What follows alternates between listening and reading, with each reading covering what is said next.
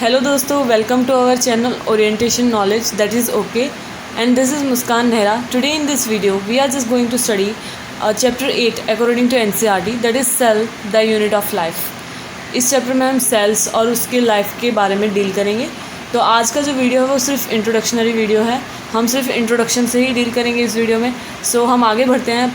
पहले आपको शायद सेल के बारे में 9th-10th में हमने ज़रूर पढ़ा होगा कि सेल किसने डिस्कवर किया था, सेल बेसिकली क्या होता है. इधर जो हेडिंग है वो अपने आप में एक मीनिंग बता रही है. मीनिंग क्या है? The unit of life. ऐसा भी लिख सकते हो the basic unit of life.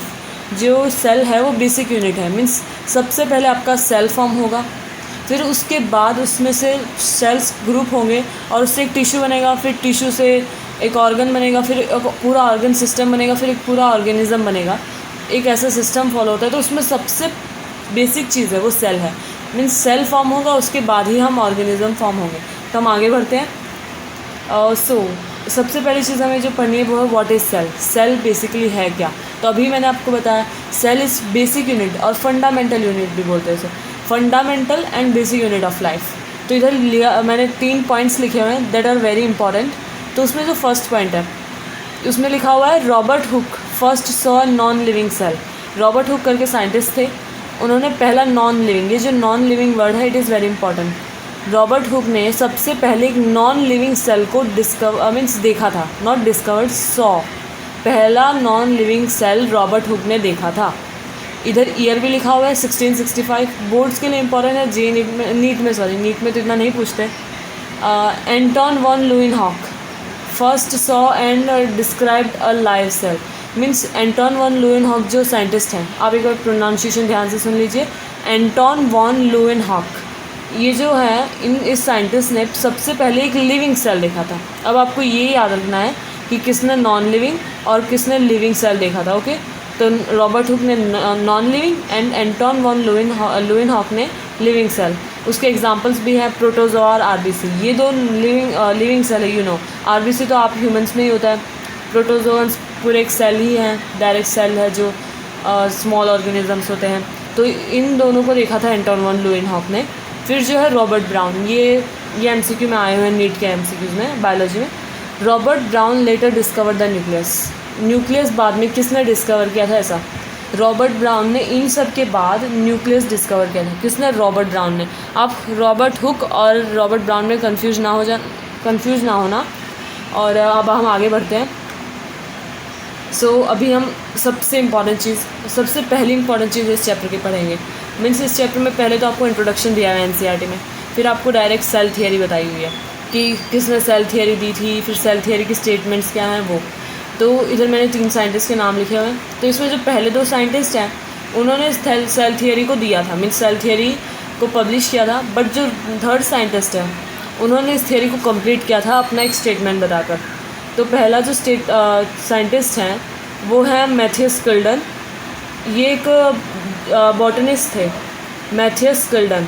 और जो थियोडर स्वान है ये दूसरे साइंटिस्ट हैं. इन दोनों ने मिलकर, थियोडर स्वान जो है वो जूलॉजिस्ट है और मैथियस किल्डन जो है वो बॉटनिस्ट है. ये दोनों ने मिलके सेल थियरी दी थी. और फिर बाद ये जो रुडोल्फ विर्चो है इन्होंने जो सेल थियरी है उसको एक ऐसी स्टेटमेंट दी और उसको पूरा कर दिया. मीन्स इन तीनों को मिला के कम्प्लीटली एक सेल थियरी बनती है. मैथियस किल्डन थे बॉटनिस्ट और थियोडर स्वान थे zoologist. You can learn like this. आपको पता यहाँ पे स्वान इसका प्रोनाउंसिएशन है, तो स्वान एनिमल्स में ही आता है. इसके अंदर हम आप ऐसे याद कर सकते हो थियोडर स्वान जूलॉजिस्ट थे, क्योंकि जूलॉजी एनिमल की स्टडी ही होती है. हम आगे बढ़ते हैं. देखो बर्ड भी आ गया अभी. तो मैथियस किल्डन पहले बार इसके बारे में पढ़ना में. तो मैथियस किल्डन अ जर्मन बोटनिस्ट इन 1839. ये बोटनिस्ट है. किल्डन क्या था? स्वान जो था वो एनिमल से रिलेट करा था, इसका मीनिंग स्वान. हमने जूलॉजिस्ट ऐसे याद किया था.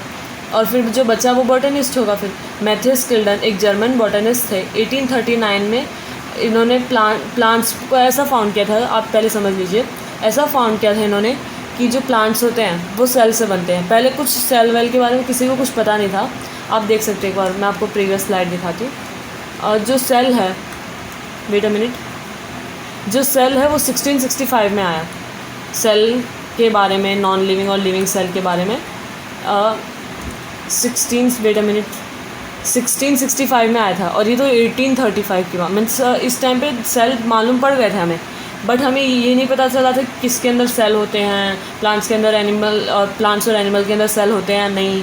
सो मैथियस किल्डन जो थे वो जर्मन बॉटनिस्ट थे। 1839 में उन्होंने फाउंड किया कि प्लांट्स जो हैं वो सेल से बने होते हैं। वैसे तो ये स्टेटमेंट बहुत ईजी स्टेटमेंट है, अभी हमारे लिए बहुत ईजी स्टेटमेंट, हमको पता ही है अभी तो, बट तब किसी को इतना मालूम नहीं था। तो स्किल्डन बहुत फेमस स्टेटमेंट दिया था उन्होंने कि प्लांट्स से बनते हैं, इनके जो प्लांट्स के जो सेल्स हैं प्लांट्स सेल्स में से बनता है ऐसा। थियोडोर स्वान जूलॉजिस्ट थे, और उन्होंने इधर यहाँ पे रिमाइंड कीजिए कि यहाँ पे 1838 आएगा, ओके। यहाँ पर 1839 बाय मिस्टेक हो गया, इधर 1838 और इधर 1839, ओके। सो थियोडोर स्वान जूलॉजिस्ट थे, उन्होंने ये 3 चीज़ें डिस्क्राइब की थी, ओके। और जो पहली चीज़, उन्होंने प्लांट्स को भी साथ में इंक्लूड कर लिया था, बट उनका जो मेन काम था वो एनिमल्स पे था। तो पहली स्टेटमेंट है animals and plants are made up of cells. हाँ, हमने प्लांट्स का तो देख ही लिया था, अब इन्होंने ऐसा बोल दिया कि एनिमल्स भी सेल से बनते हैं। फिर animal cells are made up of thin plasma membrane, ये हम आगे चैप्टर में पढ़ेंगे कि प्लाज्मा मेम्ब्रेन क्या होता है। तो ये मीन्स उनकी बॉडी में सेल वॉल नहीं होती, एनिमल्स की बॉडी में, उनकी बॉडी में सेल वॉल नहीं होती है, तो उनके प्लाज्मा मेम्ब्रेन होती है, और वो भी थिन होती है। फिर जो सेल वॉल प्रेजेंट होती है वो सिर्फ प्लांट्स में प्रेजेंट होती है। मैंने अभी क्या बोला आपको इस पॉइंट में कि जो एनिमल्स है उनमें सेल वॉल प्रेजेंट नहीं होती है, वहीं प्लांट्स में सेल वॉल जो है प्रेजेंट होती है। सो इधर लिखा हुआ है cell wall present in plant cell only इधर लिखा हुआ ना कि सिर्फ प्लांट में ही प्रेजेंट है, नॉट इन एनिमल्स। सो हम आगे बढ़ते हैं।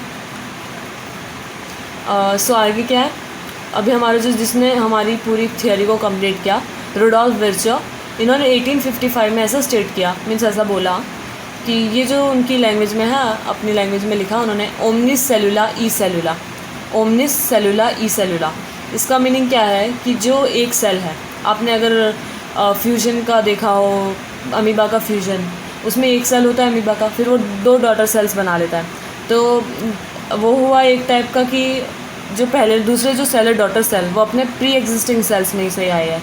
तो इधर क्या लिखा है, all cell come from pre existing sales.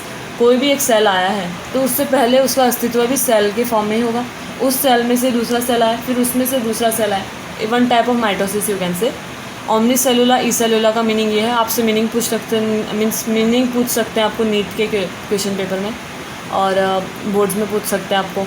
तो अभी जो फाइनल स्टेटमेंट्स आई सेल थियरी की, वो 2 आई कि जो सभी ऑर्गेनिज्म है, प्लांट हो एनिमल्स हो, वो सब सेल्स से बने हैं, और उनके प्रोडक्ट्स मीन्स सेल के प्रोडक्ट्स क्या होते हैं वो, और ये प्रोडक्ट्स भी हम आगे पढ़ेंगे, सेल प्रोडक्ट्स। और जो सारे सेल्स हैं वो प्री एग्जिस्टिंग सेल्स में से है। सो ये 2 स्टेटमेंट बहुत इंपॉर्टेंट है अपने आप में। हम आगे बढ़ते हैं। सो आज की वीडियो में बस इतना ही, तब तक के लिए बाय बाय। बस हमारे वीडियो को लाइक कर दीजिए।